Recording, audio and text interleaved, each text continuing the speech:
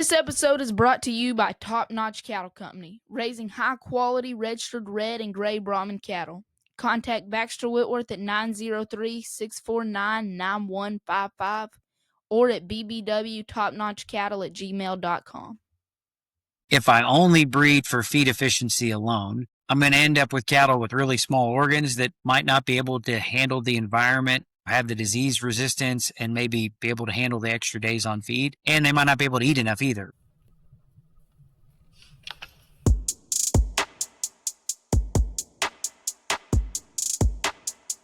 Welcome to the Cattle Innovation Station podcast, bringing you the innovative new ways of the cattle industry.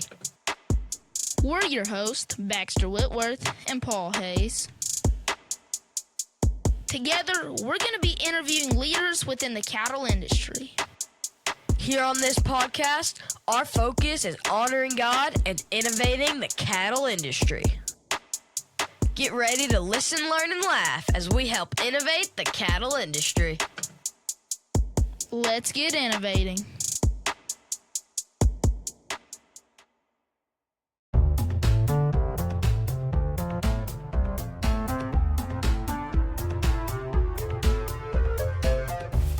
If you truly want your livestock to perform at their best, make sure to contact Vance Aaron, the owner and operator of AFL Livestock Solutions. Vance specializes in magna-wave treatments that use pulsed electromagnetic fields, or PEMF, to relieve pain, swelling, and inflammation, caused to help your livestock feel their best. In addition to livestock, Vance can also help you feel better. His treatment works great on sore muscles and joints, along with other mobility issues. His treatments are FDA approved to treat migraines. Aaron Family Livestock Solutions has helped many exhibitors make it to the backdrop with their proven magna-wave treatments. Don't miss your next backdrop picture. Give Vance a call at 903-720-3184. Again, that's 903-720-3184. Or find them on Facebook at AFL Livestock Solutions.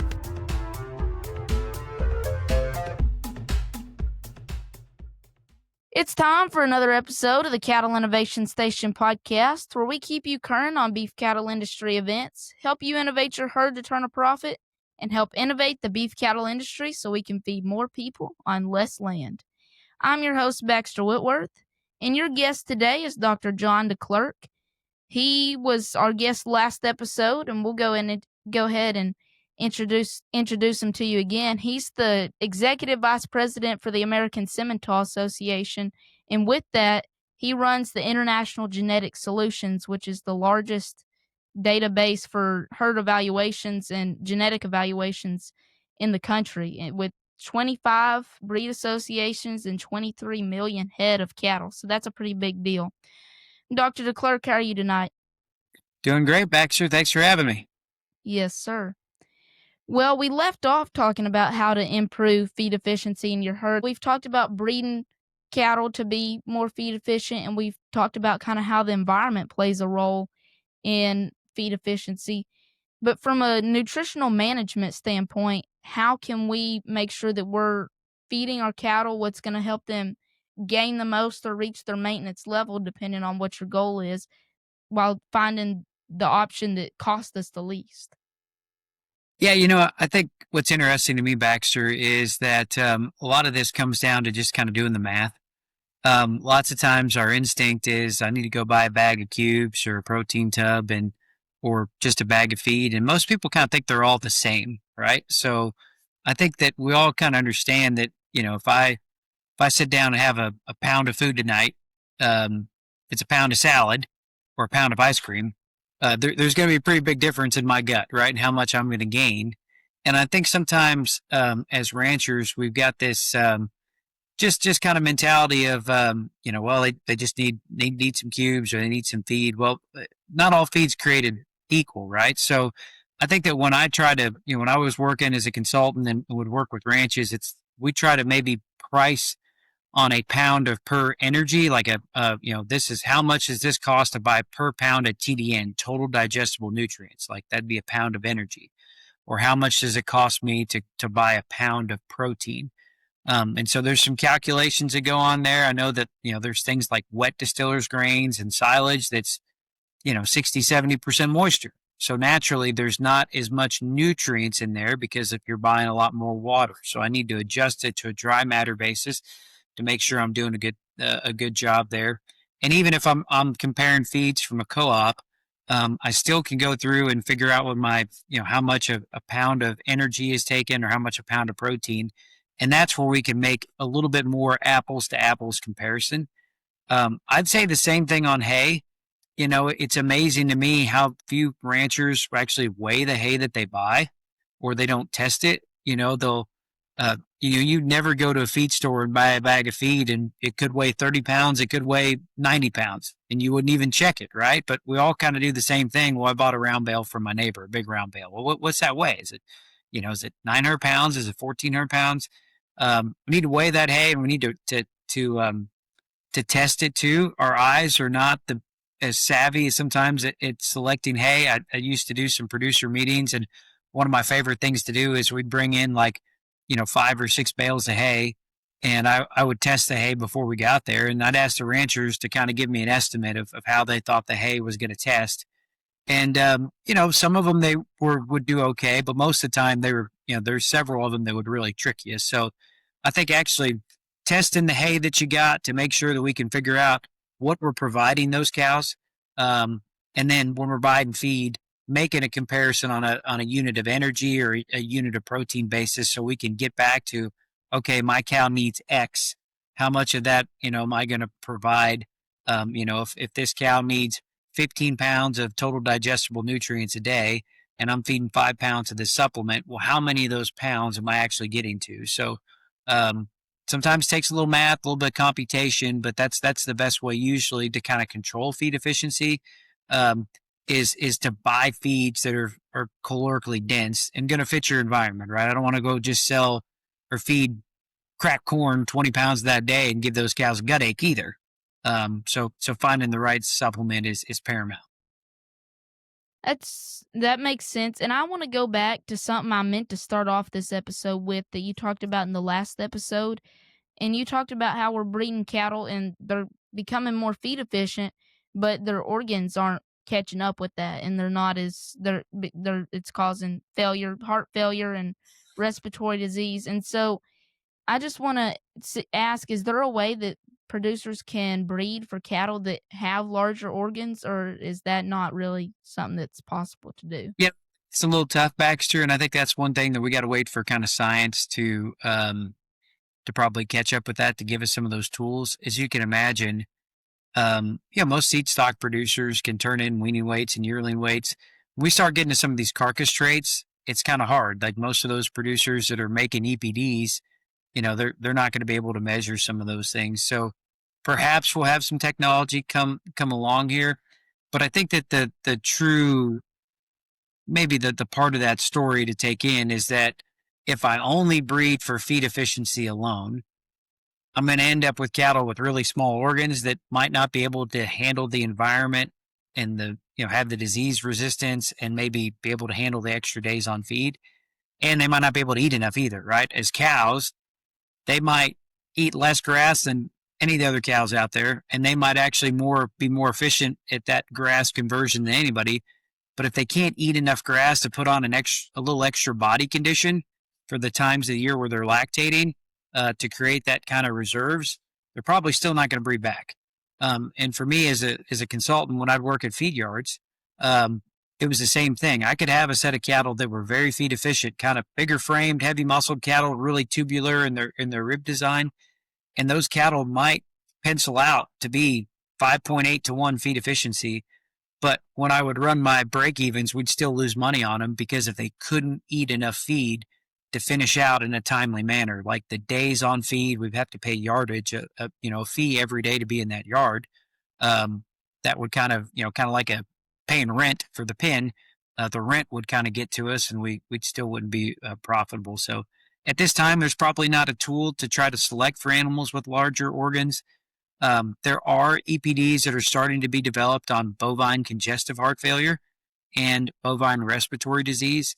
And by selecting for those, you would probably inherently be um, using, getting animals with larger organs or more robust innate immune systems.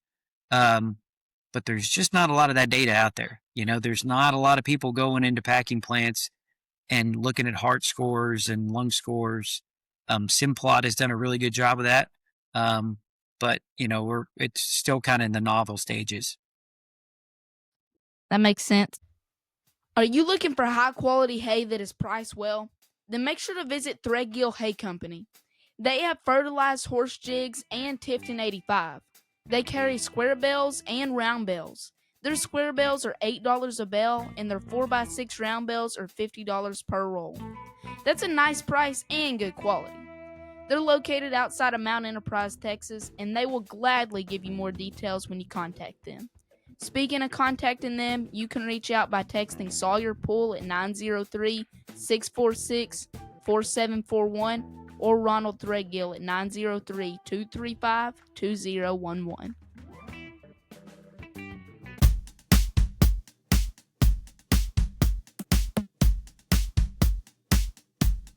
Have you been looking for Brahman cattle with a good genetic background? Contact 79 Cattle Company, selling reliable Brahman replacement heifers, Brahman show prospects, and Brahman bulls. Contact Taylor Tate at 210-241-4511. Again, that's 210-241-4511. Or contact Mallory Tate at 210-861-0155, 210-861-0155.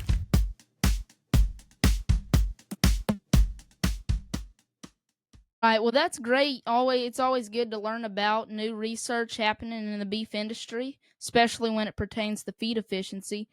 But I think to move on, we've kind of had a pretty volatile market in the cattle industry recently.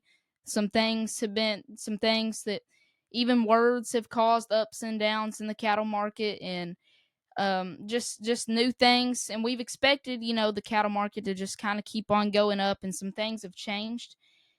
And so, with Trump talking about the importing beef from Argentina, first of all, can you just kind of explain how we already do import ground beef from other nations, and how our importing beef from Argentina would affect our beef supply, how it currently is? Right. So that's a really good question. I hear a lot of people asking about imports and exports, and particularly, your first instinct is like, why do we need to be bringing in beef from other countries? We create the best beef supply here in the United States, and we certainly do. But as you kind of alluded to earlier, Baxter, 53% of what American consumers eat is ground beef. We have a really high hamburger demand, and we don't have enough cull cows here in the United States to be able to generate that hamburger demand. And particularly when we look at ground beef that's going to come off young animals, a lot of that is about 50% fat, 50% lean. Well, nobody wants to go to the grocery store and buy a 50% fat hamburger, right? And so what we'll do is we'll take ground cull cows, lots of times from South America, that's going to be 90, 95% lean, mix it together with some of that young trim to create a product that's going to be more favorable for the American consumer. So the benefit of actually bringing in lean ground trim from South America is that it enables us to export to overseas, where we've got a lot of great partners in the Pacific Rim, Taiwan, Hong Kong, South Korea, Japan, that will buy our beef at a very high value product. In fact, most of the time, the estimates are that the export market adds $500 to every single animal, because we're selling whole carcasses and steaks. And we're also selling a bunch of stuff we don't want to eat, like beef tongue and some different kind of things over here that maybe we don't really care to eat, that are going to be delicacies over there. And so if we did not export, or if we did not import all that lean ground trim from South America, we'd have to ground up ribeyes and roast here in the United States just to make the ground beef demand that we have. So on a normal year, we import and export about the same amount of beef. Um, and even though we import and export about the same amount of beef, we generally have a $2 billion trade surplus, meaning what we sell is worth $2 billion more than what we're actually bringing in. Now, because we're at record low cow numbers the last couple of years, we're down to the smallest cow herd we've had since 1952. We have been importing more beef now to keep up with consumer demand, which isn't a bad thing. If we got beef prices so high, you might actually see some consumers switch off of beef into cheaper, to an additional, to an alternative protein source like maybe chicken or pork. And so we don't want those consumers to leave. So we have been importing quite a bit more beef than what we've been exporting.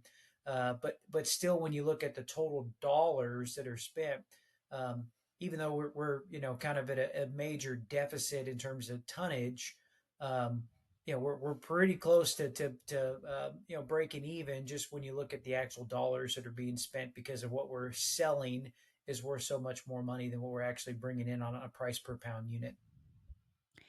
Right, and we've talked about it before on this podcast that America's niche is the high quality beef that we produce, and that's a great thing. But I want to ask you about something you said that Americans prefer lean ground beef. Has there been any studies to see how open people would be to maybe a little bit less lean ground beef that would um have the fattier ground beef that American cattle have? Well, you can certainly go to the grocery store and there's different blends, right? There'll be 95% lean, 90, 80. They'll even go down to 73. Usually when you go down to the less lean, when you're buying more fat, it's usually a little cheaper, but it's pretty tough to find anything under, 73% lean, at a grocery store. So we do need to blend that together. The one thing I do see a lot of folks are a little worried about is the price of beef. You'll hear Baxter, a lot of people say that, man, we got beef prices are at an all time high. We've never had beef higher than what it is now. Well, if you look at it, that's just how inflation goes. It's not just beef that's higher than it's ever been. What about pickup trucks? They cost a lot more today than they did 20, 30 years ago, right? About everything costs more. So, yes, there's no doubt the price of beef is higher than it's ever been. But the statistic that I like to look at is how many minutes work does it take to buy 1 pound of fresh beef? And that is able to basically account for inflation. And what you'll see is that the average American has to work 14 minutes to buy 1 pound of beef. And it's been basically 14 minutes for the last decade. Over the last 10 years, if you take the average American making the average salary in the United States, they got to work 14 minutes to buy 1 pound of ground beef and or fresh beef, excuse me. So, that's a pretty good statistic. So when you hear people probably kind of start to fearmonger that boy beef costs all this money and we're not going to be able to afford it, luckily for us, the rise in beef prices have been very commensurate with the rise of income of the average United States citizen, and that's why we've got such a resilient demand. We got the highest consumer demand for beef we've had since 1988. We got the lowest cow herd we've had since the mid 50s. So as a consequence, we've got a really resilient demand. You talked a little bit about maybe some political headwinds that are causing some short-term dips in the cattle market. But if you look at the long-term fundamentals, we got resilient demand. We've got a high-quality product here. And the really exciting thing is going to be that the leverage index is shifting back to those of us on the cow calf side. Um, every now and again, people will ask me, they'll be like, well, if why are cow calf producers making so much more money today if it still takes about 14 minutes to buy 1 pound of beef? Like that, if that had been the same case 3 or 4 years ago, why wasn't I making as much money then? Well, at that time, the packers had more leverage because of during COVID, we backed up 1 million head of cattle when those packing plants shut down. And so we were harvesting cattle on nights and weekends, 60, 70 hours a week just to get through that backlog. Today, we can harvest all the cattle we need in the United States in about 32 hours a week. So most packers aren't even harvesting cattle on Fridays. So there's more packing capacity than what we have cattle. So those guys have to bid more aggressively. The packers, they sign contracts 6 months, years in advance, and so if they've got to fill a contract with HEB or Texas Roadhouse and they got to buy cattle at a loss to fill it, that's what they're going to do. So, every now and again, people just can't believe the Packers are actually, losing money. And if you look at it, I think Tyson Fresh Meats, you saw they just shut down a big packing plant the other day that harvesting about 5,000 head of cattle a day. I think their beef sector is forecasted. They're a publicly traded company. They're projecting to lose $426 million this year. That's an adjusted loss, and if it was an unadjusted loss, I think it'd be 1.1 billion. So, the difference is that obviously the Packers did very well during COVID when they had the leverage, when there was more cattle than harvest supply. But now that there's more shackle space than cattle, those of us in the cow-calf side are the ones that are making a little bit more money. Wow, so there's a lot to unpack there. 2 points with that, really. First of all, how much of an impact do you think that plant closing down is going to make on the consumer or the producer? Do you think that's really going to matter to either side much?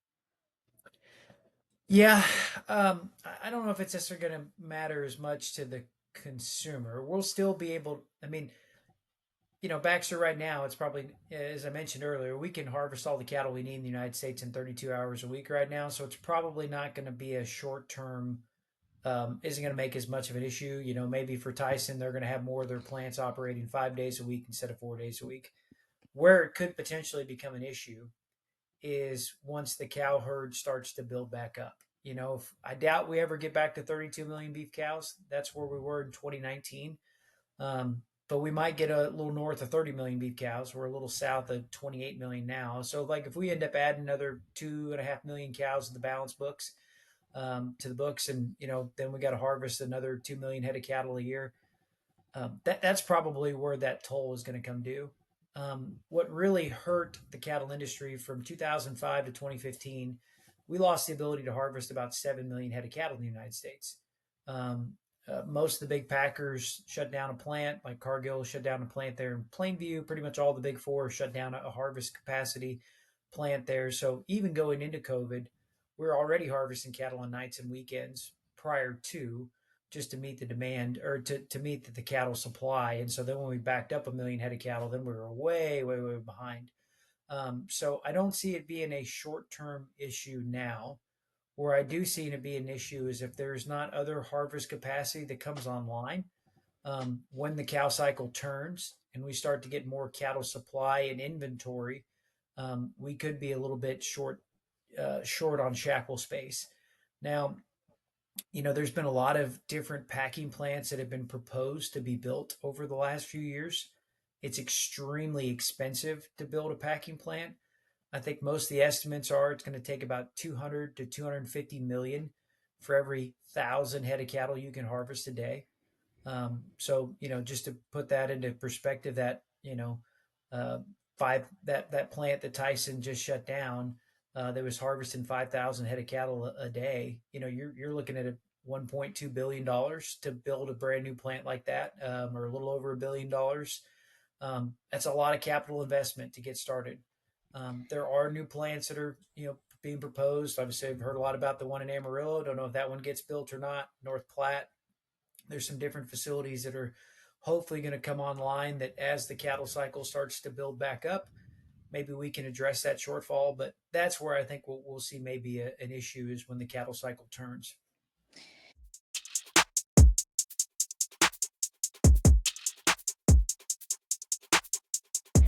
Infinity Cattle Services, owned by Chris Shivers, is glad to be a sponsor of the Cattle Innovation Station podcast. Infinity Cattle Services, a unique, vision-driven, service-oriented company committed to developing successful revenue-producing cattle operations, is a full-service consulting and marketing firm specializing in Brahman and Brahman-influenced cattle. Contact them today to learn more about how they can assist you with locating cattle, cattle mating, sale management, marketing, communications, record keeping, data submission, and a wide array of other services. They can be reached at 713-202-1747. Again, that's 713-202-1747, or at infinitycattleservices@gmail.com. That is infinitycattleservices@gmail.com. Visit their website at infinitycattle.com or check them out on Facebook and Instagram. Well, and see, that's something that can affect us long term, like you said, and so we don't really know how it's going to work out until something like that happens again that happened a few years ago, where the demand shifted. Hopefully, not a pandemic, but where the demand shifts. But then I also want to go back to what you talked about a second ago with the time it takes to buy beef being relatively pretty close to the staying a steady line. And I think that's a great point. And a lot of people don't understand that. And another thing is relative to many luxuries that people will consistently spend money on, they're spending way more on those luxuries than they are on basic nutritional things like beef. And that's not to say that any of those things are bad. It's just to understand that beef prices aren't as out of control as you would think, and that it's, like you said, it's stayed the same over time. Absolutely. There are a couple other items that have outpaced the average income in the United States, right? I think cumulative inflation since 2020 is about 26%. So producers or consumers are still being squeezed from other places, right? So sometimes we still need to be worried a little bit about beef prices. We don't want beef prices to continue to rise, and that's why if we didn't import any beef, we'd probably price ourselves out of the market. So we've been lucky that we've been able to kind of keep at the same rate of incline as what consumer salaries have been. But no doubt there are some other items that, because they've risen at a sharper rate, are still probably putting some pressure on consumers. But as you mentioned, Baxter, we're lucky that we've been able to hold pretty constant over the last decade. Well, and with that, beef prices may have gone up with the inflation, but so has fertilizer and tractors and every feed and everything else that goes into raising cattle and processing also. And so it just, as the price of that goes up, our margins in 2021 after the pandemic were shrinking, and so it's nice to have a little bit of a breathing room now. Um but do you think that any changes from the political climate will impact the price of beef over the next couple of years, or do you think that the price of beef will continue to go along that 14-minute line, or go up or down, or how do you think that'll trend? Yeah, I think the big jumps in the market in terms of the incline are probably done. Just again, I'm not an economist, but I would sure say that I think that we've had a really nice steady rise over time, and I think the prices are probably maybe going to continue to climb, but just at a slower rate. And I think we're probably pretty close to the peak. I foresee the next 2 to 3 years to be very strong from a price standpoint. Now, I think what's important to keep in mind is that the aggregate, the long term, I think the next 2 3 years are going to be great. Now, that doesn't mean that there won't be something that's said in the political arena that's not going to cause a short term price drop, right? That if there's some mentions of tariffs or other government policy or other exogenous shocks to the system, right? When Ukraine got invaded, the cattle market had a big dip a couple of years ago. I remember at short course, Japan raised their interest rates. And that caused the cattle market to go down. So there's other factors around the world that could cause maybe short term dips in the market, and it's frustrating if you're a beef producer and that happens to be the week that you sell your cattle because you kind of take in the shorts. But I still believe the next 2 to 3 years, for sure, we're probably going to still see very strong cattle prices, just based on supply and demand. We got great demand, and it takes a long time to repopulate the cow herd. That doesn't happen overnight. So I still feel pretty bullish on the cattle market for the next 2 to 3 years here. I think 2029 is probably when the market we'll start to see those replacement heifers come into production, and maybe that cow herd ramping back up, and we probably could see prices start to kind of ease down. Is what my best estimate would be. Okay, well that makes sense. That's the year I graduate, so that'll be a good deal for me to sort out then. EP Cattle Company.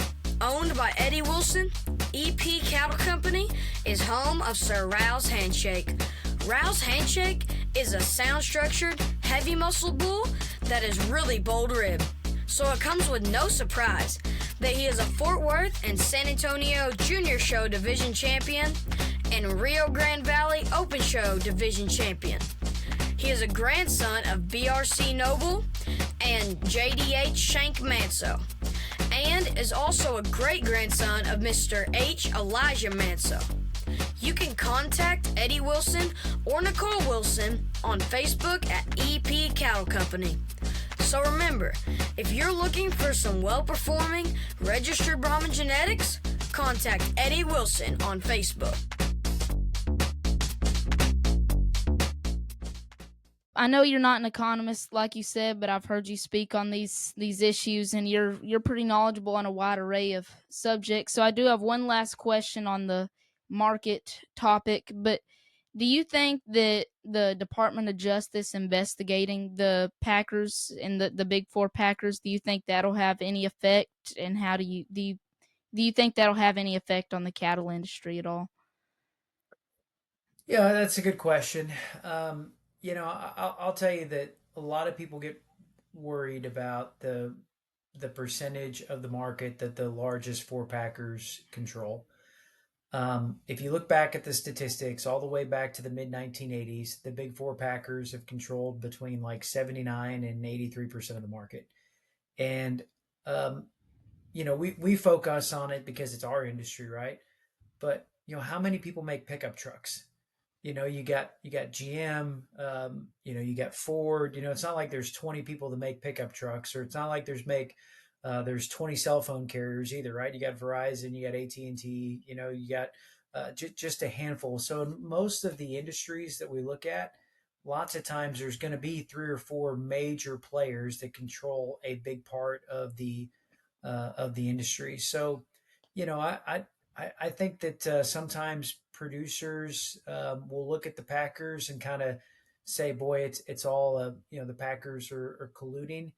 I think most of the time it's just a shackle space. Like I said, if I could snap my fingers today and we could get the ability to harvest another 5 to 10 million head of cattle, and if they happen to all be owned by the big four Packers, the cattle market would be really resilient for when that turn comes back around.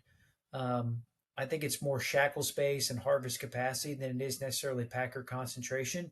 Now, if the Justice Department finds some wrongdoing, then yeah, naturally those folks need to pay some fines, and nothing else. Maybe some investigations here and there keeps everybody honest. So I don't think it's necessarily a bad thing.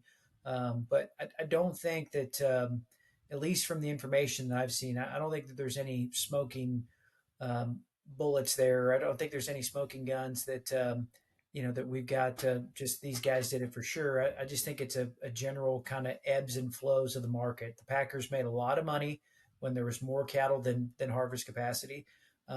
They're losing a lot of money now that there's less cattle than harvest capacity, and that's kind of the natural ebbs and flows of the market, and has been over the last 20 to 30 years. What I would tell you, my goal is to build a resilient cattle market. We want to make sure that there's enough money in there for everybody. I want the feed yards to make money. I want the cow calf guys to make money. I want stockers to make money. I want the packers to make money. I want everybody in the beef business to be profitable. We don't want to necessarily be winners and losers, because if we're going to build a resilient beef industry, we need people that we can partner with. And now, if maybe this investigation kind of keeps people from skirting the rules, that's great. But in the long run, that's I think what everybody's goal should be. That's a really good point. This podcast primarily focuses on the cow calf guy, but we don't want anybody suffering or struggling, and so that's a really good point. And I've also haven't thought about what you said about most of the industries having kind of a big 4 or 5 that control the market in most industries. And so that's another viewpoint I haven't thought about very much, and that's something good to bring up. Yeah, for sure. And we, like I said, in the end, I don't. It's not good for us if the Packers are losing money because they're not going to be partners for us, right? We need somebody to harvest our cattle, and so we want them to play by the rules. And if they're not playing by the rules, then by all means, the Justice Department needs to figure that out. But in the end, like we want to make sure that everybody makes money so that we've got a beef business that we can pass on to the next generation, like yourself, Baxter, and you can pass on the generation after that. And we all need to be partners in this situation if we're going to thrive and continue to live this lifestyle that we're all so fond of. Right, and like we say at the beginning of the episode, we have to feed more people on less land, and so it's going to take all of us to do that. Mm-hmm. Well, thank you for joining us for this episode. We'll be back with another one. Make sure to share this episode with your friends and help them learn the knowledge you have also. Until next time, keep innovating the cattle industry. Signing off.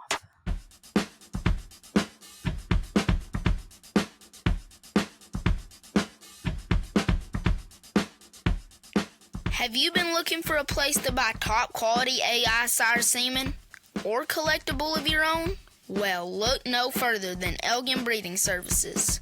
Located in Elgin, Texas, Elgin Breeding Service is not only one of the best breeding services in the business, but also has superior customer service. Contact them at ebsbull@elginbreedingservices.com or by phone at 512-285-2019. Again, that's 512-285-2019. And visit their website at elginbreedingservice.com.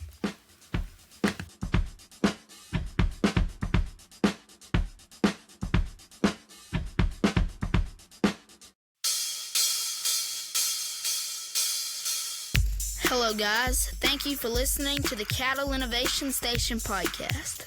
We want to make this podcast better, so if you would, please like this episode and leave us feedback in the comment section. Something else that helps make this podcast better is when you respond to the polls.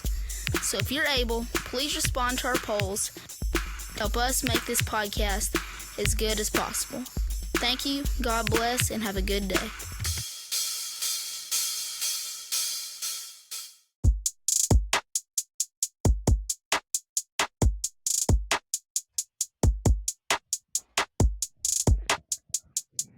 Thank you for listening to the Cattle Innovation Station podcast. We hope you enjoyed the show. We're your hosts, Baxter Whitworth and Paul Hayes. Remember our key verse, Proverbs 16:3. Commit to the Lord whatever you do, and He will establish your plans. Thank you for listening.